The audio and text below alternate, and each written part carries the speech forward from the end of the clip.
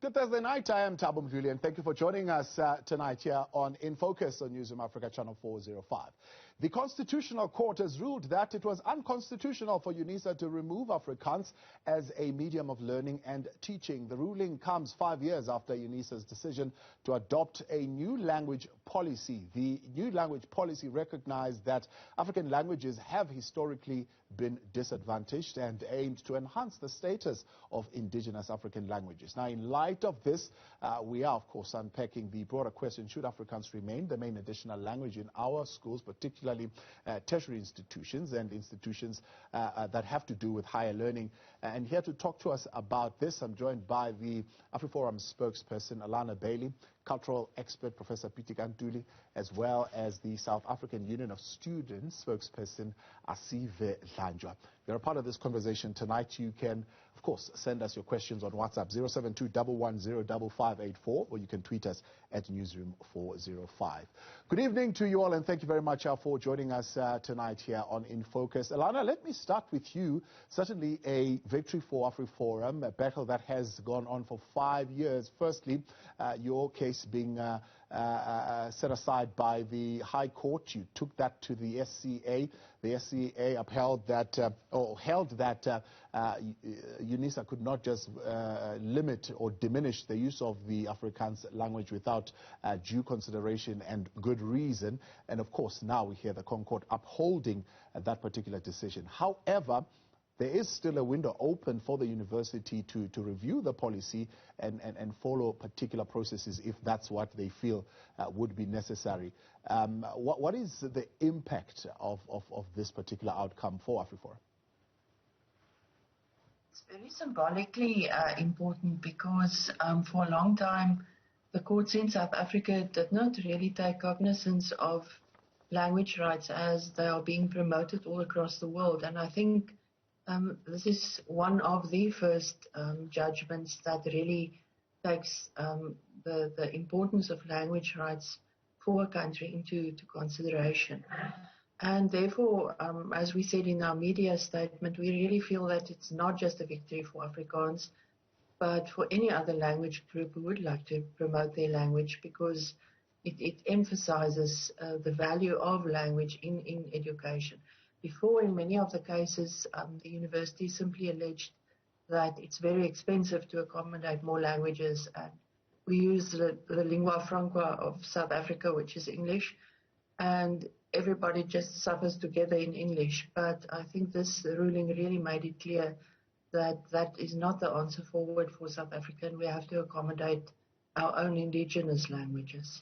Now, despite, of course, South Africa having declared 11 official languages, including indigenous languages, why is it, do you think, that Afrikaans has seemingly got more preference, particularly when it comes to instruction in institutions of higher learning, education, but also in commerce, also in, one would even say, in any job opportunity, really, that one is looking at?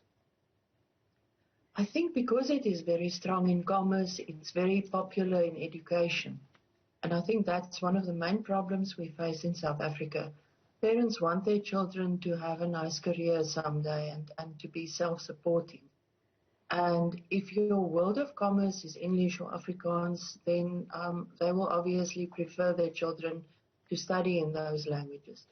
The Afrikaans commerce community is also very loyal, so people will support Afrikaans businesses and will definitely invest their money also in their own language, in products that promotes their language, like books, like newspapers, more online though lately, etc. So what we need to see is that more people have the confidence to do business in their own languages in South Africa, because once parents see career opportunities for their children in languages, they will then also be activists for their language to be used in school for as long as possible, and also on tertiary level. Professor Ntuli, contrary to your outwardly and popularly expressed view around the constitutionality of this decision of 2016 by UNISA. The apex court in the country has ruled that it was an unconstitutional decision in a sense, because even though the objective is to enhance the status of indigenous languages, that doesn't mean that the right for learners to be taught in their language, Afrikaans, should be diminished without appropriate justification. What's the impact of this ruling? What I actually think is that each and every language group has got a right to have the people who want to study, in those languages. And in listening to what the High Court was saying, is that Afrikaans is a language that is spoken by not only white people, and spoken by a number of other people. And immediately you bring that, we are beginning to racialize the thing. Zulu and Sesotho are spoken by Afrikaans people, English people, Indian people, Muslim people, and everybody else. Let's get that one completely out of it, that it is not a question of racializing. It is that Afrikaans is an African language. We don't deny that. But it has been given through state power since 1948, throughout the apartheid regime, resources, the material for teaching and all of these things, which is exactly what we should have done when we took over, the country, to put our own languages right up there in front and develop them, rather than starting now complaining when other people are keeping their languages on it. Yeah. Whatever we do, we always sabotage ourselves. I would like to say this thing because I feel very strongly about it. 4 or 5 years ago, the Minister of Higher Education, the Honorable Blade Ndibande, appointed a committee to look at the 26 universities here to find out as to how should we develop our languages, which was a very progressive act.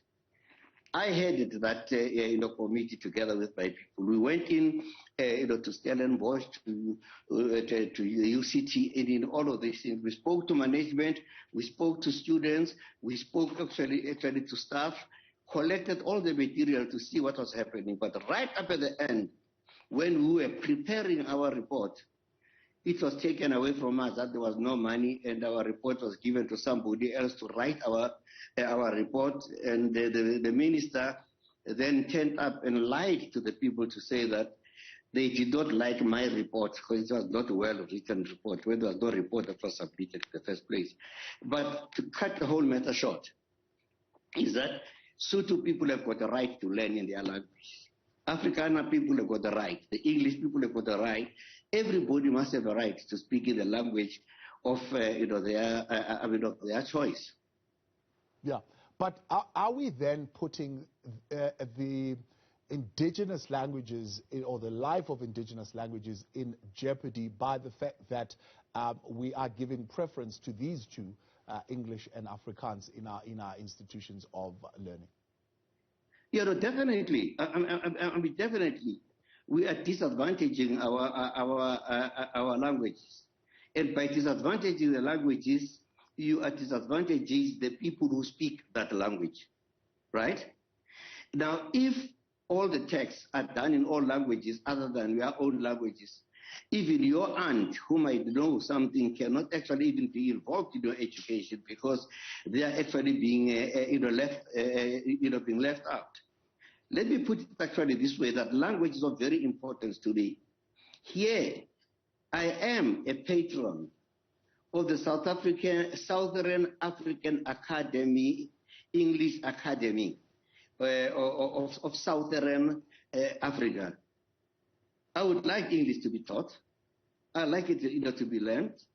It doesn't kind of threaten me as long as English or Afrikaans do not actually get the preferences so that they can suppress our Venda, our Swazi, our Zulu, our Ndebele, our Pedi. And these are the languages that carry up their philosophies, their poetry, their religion, and practically everything. And in order to deny them to have that right actually to do so, then we've got no right to preside over any country. Asive, let's get your views then as the students. Doing away with courses that are taught in Afrikaans, does that in any way enhance the status of indigenous languages? Thank you very much, Thabo. Sorry, just before I answer your question, I think it would be important for me to note and the fact that as I speak with you, I am in Kwagwa, where 3 students were brutally killed, shot cold-blooded, at least yesterday. So I think I want to firstly just give a time to say that we and our condolences to the family of those students who have since been killed. Thabo, to answer your question, the reality of the matter, I think I must start by saying that we are disappointed in the decision of the Concord regarding the language policy in UNISA. And we also do not understand, in fact, what is the difference between that which they granted with regards to the University of the Free State, the University of Pretoria, vis-a-vis that of UNISA. The case is the same and the case is clear. It is that the teaching and the tuition in Afrikaans advantages Afrikaner. Now, the argument of there are also black people who speak Afrikaans is a very opportunistic argument, because I studied at the University of the Free State, and predominantly, and the majority of the students that were privileged by the fact that they were taught in Afrikaans were white students, and it were not black students. At least the majority of them. The reality of the fact is that we are hearing this also opportunistic argument that suggests that no, other they can be. We let us develop indigenous languages to teach, and such as in fact other African languages, and we don't have a problem with that. In fact, we support that. But what we are saying, what are the current prospects of that actually becoming a reality? As we speak, the reality of the matter is that, as you have rightfully said, even in commerce, there is an advantage and a privilege that students who have studied in Afrikaans have over those that have studied in English. And then lastly, I think it is to say that we need to say the question of language in institutions of higher learning goes beyond that of teaching and learning. But it is also the responsibility that we have to redress the injustices of the past. The fact that Afrikaans did not just become the second language or a language of instruction at UNISA and as it was also in other institutions. The reality is that it was backed by a racist and a discriminatory state, Therefore, it says that I agree with Prof. that we would also have had to, in fact, assume the same posture of the apartheid government to be able to develop the other languages. And because we are not in a position to do that, at least at the moment right now, it is unfair. It is unfair that other students are going to carry on to reap the benefits of an apartheid state while under a democratic state, while the majority of students are not able to learn in their mother tongue. So I think that is our position. Much like we are not opposed to the idea of teaching and learning happening in the home languages of all students. But we want to say, what are the realistic and the plausibility of the prospect of that happening now? And let us not forget that the issue of the language policy also has to do with redress. It is not only about teaching and learning. Alana Bailey, Professor Pitika Ntuli, as well as Asive Dlanjwa with us tonight. Let's take your views. 072-110-5584. We'll continue in a moment. The impact of language in social transformation is what we'll look at. And we'll ask the Prof as well as Alana to weigh in on that, and Asive and the views from yourself as well. Welcome tonight. We continue with In Focus in a moment. Stay with us. Welcome back with us tonight here on In Focus, Newzroom Afrika, Channel 405. Alana Bailey, Professor Pitika Ntuli, and Asive Dlanjwa. And we are discussing, of course, does doing away with Afrikaans enhance in any way the status of indigenous languages in the country? And before the break, Asive, your disappointment, I suppose, would also extend to the view expressed by the court that it's a misconception that Afrikaans is the language of the oppressor. We will not necessarily say it's a misconception because two truths can exist at the same time. The reality of the fact is that, sorry, apologies about that, there is load shedding where I am. So the reality of the matter is that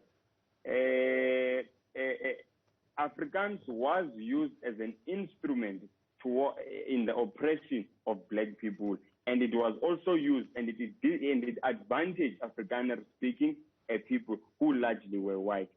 So, and at the expense, in fact, to say that it is totally not the language of the oppressor would be to negate the struggle of 1976. It would be to negate the struggles of students in the mid-70s, because you are suggesting that Afrikaans had nothing to do with their struggle for liberation. So I don't think it's a complete truth that Afrikaans is not the language of the oppressor. We appreciate that when a democratic state it is one of the official languages, and it probably should not be classified as the language of the oppressor. However, it is still those that speak it and those that use it, and where it's found in institutions, it carries on to perpetuate the divide and the inequalities that were born and built in apartheid South Africa. Those who use it and those who are taught by it, Alana, it continues to perpetuate the divide that we see in society. It gives Afrikaans students an advantage, because if, according to Asive, we are being realistic, when exactly are we going to be able to have all these languages now being addressed in our institutions of higher learning via instruction and learning? So I think Asive makes a very important point there, because what we see is that where English becomes the monolingual language of a university, then very rarely are more languages accommodated. And we see that process already in South Africa, that Afrikaans was phased out and English became stronger. Universities pay a lot of lip service to the fact that they will develop other languages. But very often you see that the signage changes on the buildings, but very little happens beyond that. Or they compile glossaries, but glossaries won't help a student when he or she is writing an exam. So that's not going to develop either Afrikaans or the other 9 languages in South Africa. And that's one of the reasons why we took this case to court, because we felt that if Afrikaans is phased out, then any other language getting up to the level of Afrikaans at tertiary education is extremely slim. And I think our languages are our national treasure in South Africa. We don't see enough people speaking up for that. So one of the things we were also told all the time, because we didn't run immediately to court, I've been involved in talks with university managements, etc., for about 15 years. And every time you get told that whether a university has a monolingual language policy or accommodates another language like Afrikaans, they get exactly the same state subsidies. So if they accommodate more languages, they have to do it out of their own budget. They don't get extra recognition from the state for that. And I really don't understand that. The state should support a university to have at least 2 languages as primary languages of instruction, and maybe even 3. In some regions, there are 3 very strong predominant languages. Why not have them as languages of tuition and instruction? Because we live in a time where translation is becoming more accessible via computer programs, etc. So it should technically be much easier to accommodate more languages. Yeah. But we don't see that anyone does it. So, Professor Ntuli, I mean, it seems here the real problem is that indigenous languages are not being developed as modes of teaching science, law, commerce, economics, politics, and whatever else that we want to teach. And it seems that's what we need to be addressing instead of wanting to set aside a particular language. Yeah, I mean, going back to what we are appointed to do in terms of the languages that when I made reference to the Minister of Higher Education, we came to a conclusion that in places like KwaZulu-Natal, Zulu has got to be one of the languages that is in the forefront, together with English, whatever. In the Eastern Cape, there is Xhosa, and in Limpopo, they are all. So that we use the languages that are there. We cannot just let them all out at the same time. It's a process of what we need to do. That is why the University of KwaZulu-Natal took a decision that there must be a compulsory course of at least in isiZulu, so that you don't graduate from that university without having studied isiZulu, whoever you really are. But what is very fundamental in here, we are actually being let down, by our own universities that do not seem to have any strategic ways of addressing these language things. There seem to be no interest. But then when we come to government, we've got Chapter 9 institutions, like, for instance, PENSAL. But how much does PENSAL receive to promote the languages? Absolutely very little. Who are the people that are actually in PENSAL? Many, there are very good people there that I know who are linguists. But there are other people there who are deployed to these places without any zeal or actually push. So fundamentally is that our own government, after all the years since we got the independence, needs to sit down to look at the issues of education, the issues of culture, the issues of language, very, very seriously and clearly. Because we are suffering from a disease of continuous discontinuity. Yeah.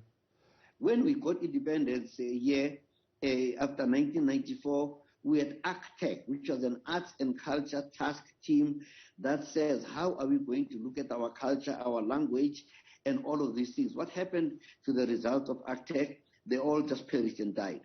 When Kader Asmal was there, he came with a national curriculum statement, for further education, that laid down the issues of language, of culture, and all. What happened when he resigned? What happened to it? That also actually died. This continuous discontinuity that causes such serious conceptual violence, in some of us, really seriously needs to be addressed by the people at the highest in this government. Yeah. Some experts, Prof, would argue that language death only happens when society stops teaching their children a certain language. It's not necessarily when it stops being taught in schools, that we need to be teaching and speaking these languages in society, that Professor Pitika Ntuli should be doing that in community in his writing, but also just in communities continue to teach the children so that it continues and it carries on. How would you address that? Well, parents are teaching their children to speak their languages. It's only when they get over to school to be told not to speak their languages. Even at work, people are told not to use their languages. People are developing their own languages outside the education system, outside anything, because that's a reality. That is where they are. But the point again is that let not the schools themselves discourage. Remember when we grew up, when we spoke your language, they would put up a big slate in front of you to say, I'm a donkey, or I'm something, like that. So there has been an active denigration of the languages, which actually continues now, even in silence. How do we dismantle, Asive, that particular disposition that has been created, where two languages now act like gatekeepers of knowledge, and maybe even gatekeepers of accumulation of wealth, if we were to take it further? I think number one, as we have already established, is that we must develop all languages at an academic level, because development of languages is not translation of textbooks, by the way. And then to answer your question, how do we dismantle that? The reality is that there has to be a language that is used currently, and right now we accept that language should be English. English should be standardized. And but why? With only 10% of the population being first language English speakers? Let me give you an example. Let us take the University of the Free State or the University of Pretoria or Stellenbosch. In fact, let's take it particularly the UP and the University of the Free State. In the next 10 years, in the next 5 to 10 years, you are not going to adequately develop languages to the extent to which Afrikaans and English is. It's a fact, it's a reality. Poetry aside. Number two, Now, what do we do between the next 5 to 10 years? In fact, it could even be more. Maybe I'm being optimistic. What do we do between the next 5 to 10 years? The reality is that we need to try and level the playing field. And leveling the playing field means everyone must be taught. It's not, this has nothing to do with right or wrong. It has to do with what is the reality. Right now, as we speak, government is struggling to fund higher education. This is why the students are being made as an off-campus accommodation because they're not paid for. Now, if you can't even pay for that which is already there, where will you get the money to go and develop an academic language? How will you develop? Yes, we appreciate that you regionalize it. In KZN, it will be Zulu. In Eastern Cape, Xhosa, etc., etc. But the bottom line is that it is not Google Translate is not language development, by the way, in academia. The work that it even has to be integrated even into the working world, even into the economy. Because when you walk into Discover and you say "Goeiemorgen, goeienaand," it's nice. You are most probably will be received well by the reception. In Bloemfontein, you call any business, they will answer in Afrikaans. So you must understand it's a whole value chain. It's not just we are not going to change that value chain immediately. Therefore, right now, before we change that value chain, let us try. By the way, we are not going to do it, but let us try and level the playing field. And then Asive Dlanjwa is not English. Let him learn in English. Yaku is Afrikaner. He is not English. Let him learn in English. Kigen is Afrikaner from Otshoorn. Let him learn in English. He speaks Afrikaans. So the bottom line is that let us level the playing field so as to give opportunity to all students. I was giving you an example at the University of the Free State. What happens there is that when you had students being taught in Afrikaans and students being taught in English, you realize that the academics that, if you like, that are seasoned, spoke Afrikaans and were white, and were able to teach properly the majority. I'm not saying this is the case. This was the case then. And so what they would do is that whether we like to know those students, and because also they were being taught in their mother tongue, they had an edge and an advantage on the students that were being taught in English. So while we wish and aspire to have a fully fledged, where all the 11 languages are developed to the level of academia, while we must ask ourselves the question, what do we do now? Do we carry on to perpetuate the divide? Do we carry on to perpetuate the injustice? And do we carry on to disadvantage those that are not Afrikaners? Right? It is only Afrikaans here that is a bone of contention. It is literally, it is only Afrikaans. And it is not that Afrikaans was developed post-1994. That which it has, the gravitas and the magnitude which it enjoys right now is proceeds of the apartheid state. It is a reality that we must not shy away from. And I must also say this before I finish. We do not have a problem at all with Afrikaans. I think we must state that. But what we have a problem with is an unequal society and maintaining systems that carry on to divide our people. In fact, the Concord said, we don't even know when it changed its decision now. The Concord said in 2017 regarding the University of the Free State that this hold that thought. We're going to come back. I want you to come back, and I'll give you enough time to articulate it without pressure, because I've got to take a break. Alana Bailey, Professor Pitika Ntuli, and Asive Dlanjwa with us tonight. We'll take your views as well. Let's take a break. We'll continue in a moment. 072-110-5584.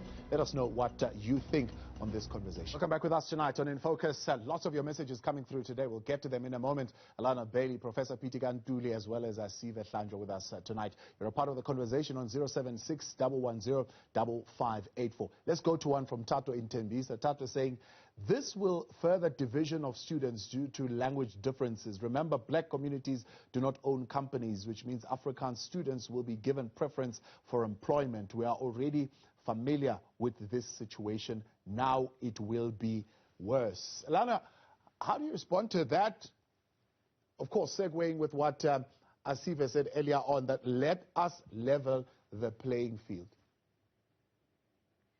Yes, I don't think you level the playing field by denying anybody from language rights. I think you level the playing field by empowering more people.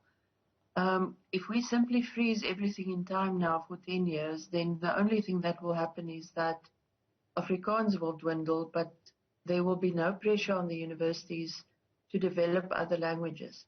So all of us will struggle along in bad English, and none of us will actually put any pressure on the universities or the state who subsidizes to develop more languages. And that's what we need to see at the moment.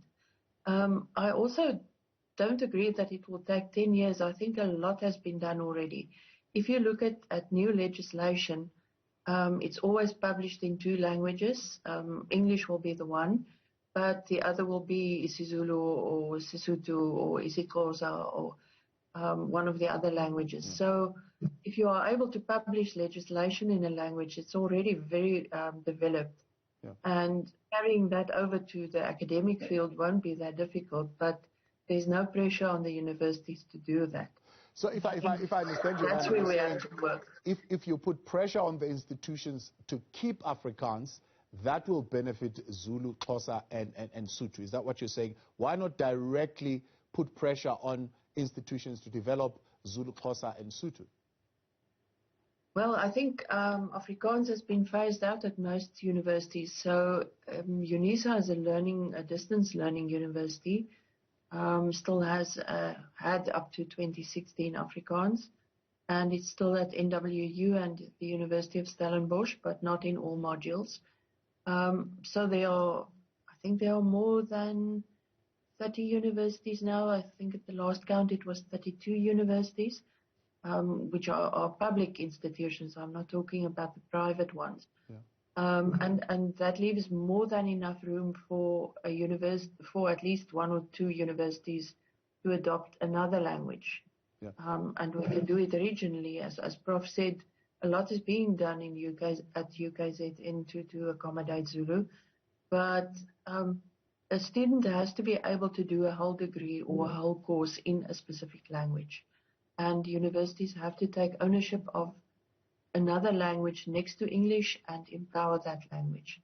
And by phasing out Afrikaans, we are going the easy route of everything just being monolingual English, and that removes the obligation on institutions to develop more. Yeah. Asive, it's the easy way out. Sorry, can you please repeat that again? Alana says it's the easy way out. I mean, to say, well, let's stop everything for the next 10 years, as opposed to actually doing the tough work of developing other languages. It's not necessarily the easy way out, Tabo. The reality is that, and I think I have also said this before, is that as Alana mentioned the issue that circulars and all of that, they are published in other languages. Literally, all it takes to do that is to translate the circular. We are speaking of, you see, we are in higher education. Language development is a very complex thing, and it does not only involve the institution. By the way, it also involves the training of academics. So it is not merely just taking what is there and translating it into another language. That would be an incorrect and a disingenuous way or approach to language development. So I don't think it is necessarily an easy way out. And on the issue, I have struggled. I carry on to struggle. How does the perpetuation of Afrikaans, which perpetuates racial division as per the Concord judgment of 2017, how does that put pressure on for the development of other languages? I really fail to understand. How does it practically put pressure? Is it moral pressure? If it's moral pressure, what does moral pressure have to do with the fact that these languages will not be developed through moral persuasion? So the debate is taking out Afrikaans will not put pressure on the institutions to develop their other languages. In fact, it would then make it easy for the other institutions to say, well, we don't need to anyway, because whether we have another language or we not, we still get the same amount of subsidy. So let's continue with just English as a medium of instruction and learning. Sorry, it's me, Tab. Yes. No. You see, once again, I think, unfortunately, I'm not necessarily exposed to Professor Pitika's paper with regards to language development. But government would also need to incentivize language development in institutions of higher learning. And I think it's a much broader, it's a complex issue. It's not as easy as saying, you can't just say to an institution, develop Sesotho as a medium of instruction. It is not as easy as that. I think this is what I am trying to make here. And what I am arguing is that, in fact, right now the Concord has upheld the decision to scrap the 2016 policy of UNISA and the language policy.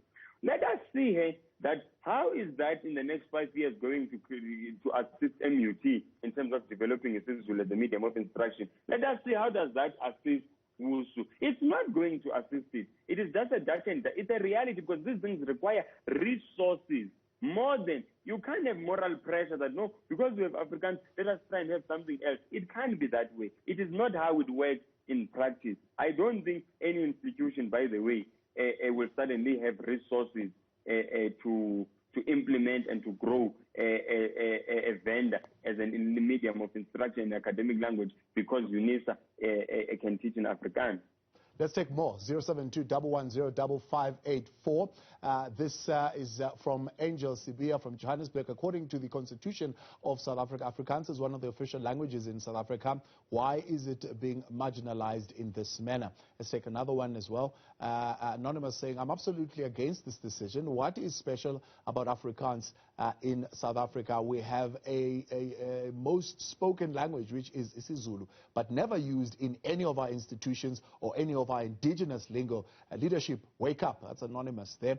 Tapelo in Port Elizabeth. Even at UNISA, there is a choice where one has chosen Afrikaans as a measure when doing a B.Ed senior and FET degree. One can either answer in English or Afrikaans. Even at the school level, learners have a choice. It's not an imposed language. Afrikaans is an original South African language which is not only spoken by white people, but many African people in South Africa. Let's take some more of your messages. Neo from Pretoria. But government failed us by not promoting our languages, which we hoped would have happened through bodies like PETSLAB.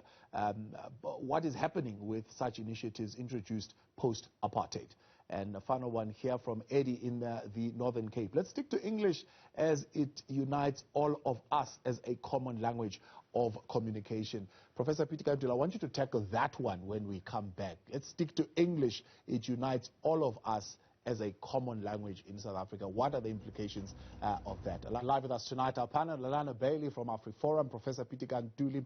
He's a professor and historian as well as a poet. Asive Dlanjwa, he is with the student movement. And of course, we're discussing the question of the review of the language policy of 2016 of UNISA now being set aside and the Concord ruling that it is unconstitutional.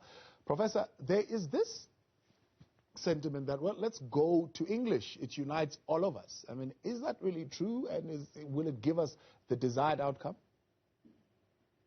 No, I mean, English is a very important, language. Everybody seems to be speaking English, everywhere. So it is convenient. But in the process, as you said, let us level the playing fields. We can keep English to be the language that can unite. Yeah. But that does not stop us from developing the language. But I wanted to address the issue of developing the language. We seem to be believing that only universities develop the languages. No. Go to the marketplace. Go anywhere you go. Those mothers there, we are going to tell you about what's happening in the internet. They already invented Zulu, Sotho words. That did not exist actually before even in the languages. That is language actually development. In other words, even the universities must rub shoulders with reality by talking to people in the taxis, in the buses, and everywhere else and see how language is actually being developed and how then can they bring it back so that it can add value. Because cognitively, there are so many of our children who are brilliant mathematicians or scientists, but who cannot because they are taught in languages that are not that they do not know or even begin to understand. But I also like to say this again: is that when we say phasing, Afrikaans, I've said right at the beginning that everybody has got the right. If you're an Afrikaner, you want to do your language in Afrikaans, please, you can do it in your Afrikaans, but please try to learn another language because we are building a nation here where we are all going to be understanding each other. That's of paramount importance to me. Yeah. While we are there, I mean, are we saying, of course, English is the best option here because of our multi-ethnicity in South Africa, cannot truly have one language that we consider truly a national language? You know, at some point when you travel, I remember the last time flying Air France, they speak French. You get to the airport, they address you in French until you tell them, look, I can't speak the language. Then they say, oh, they'll come up with some kind of broken English. But they have one language that they've truly adopted as their national language. Something one would say probably not really possible to do in South Africa because of our multi-ethnicity. No, but look at this, Tabo. How many people speak, for instance, isiZulu? People speak isiZulu in Mozambique, in Swaziland, in Lesotho, in Botswana, in Zambia, south of Tanzania, and all. There is that language. That's where the point we are making. That despite the language being spoken so broadly, why is it not in our education system? As we level the playing fields, let us use those languages that are developed so that the others can also feel that they are actually being moved and developed. I also understand that right now, linguistically, there are more people speaking isiNdebele than there were, in a sense, previously, than any other languages. Why is it that is happening? So there are lots of unspoken about issues around language, so that we should stop chasing the red herrings and say practically what is to be done with these languages. Universities, government, pencil, all of the Chapter 9 institutions that are there for the protection of the languages of the people must be seen to be doing something. We're not going to have, for instance, the Commission for Cultural, Religious and Linguistic communities preparing its reports in English when it is created in order to promote those languages. So we need to start right at those very basic levels to see how serious we really are and to what extent are we betraying the souls of all of those people who had died, trying to defend their languages, like the June 76, young people. Yeah. Some of them ended up dying even in exile because they were protesting against being instructed in Afrikaans. They wanted to be studying in their own languages. So we've got a history of oppression that has been used by one language against the other languages. But then we need to move away actually from there and begin to rebuild a nation that is tolerant and understanding, that can listen to each other in various voices that we can utter from our throats. Yeah.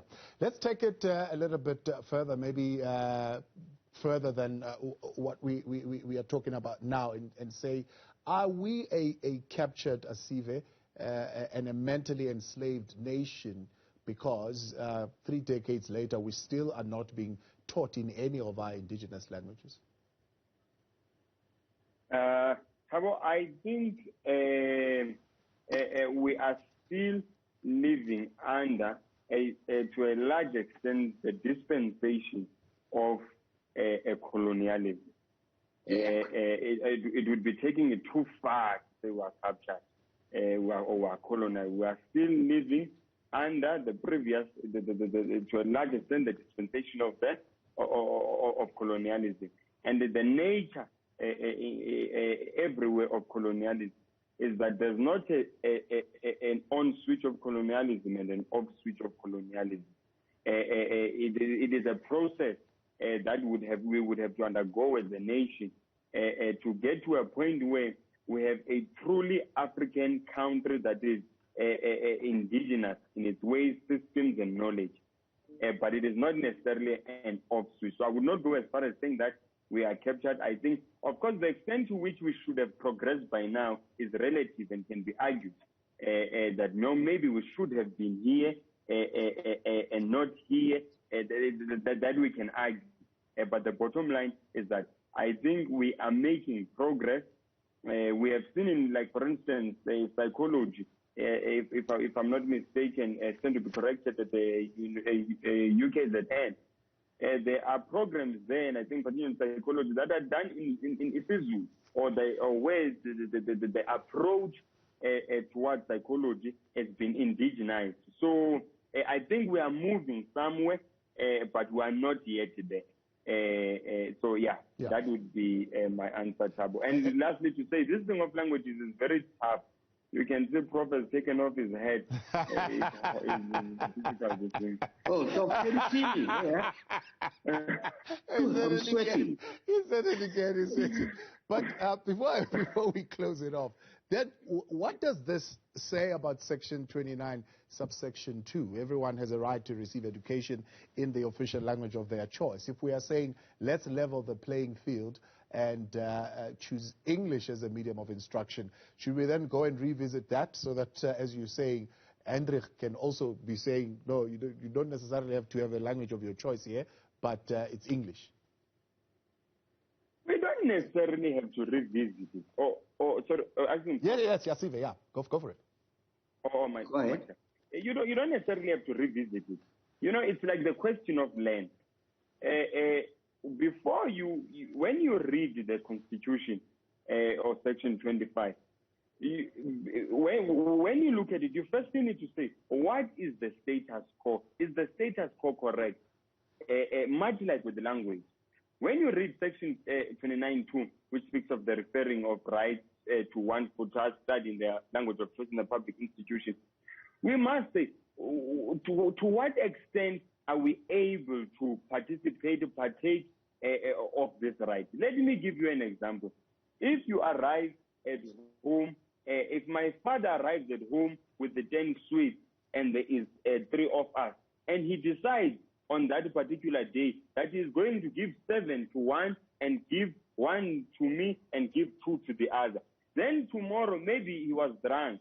Then tomorrow when he arrives, he says, no.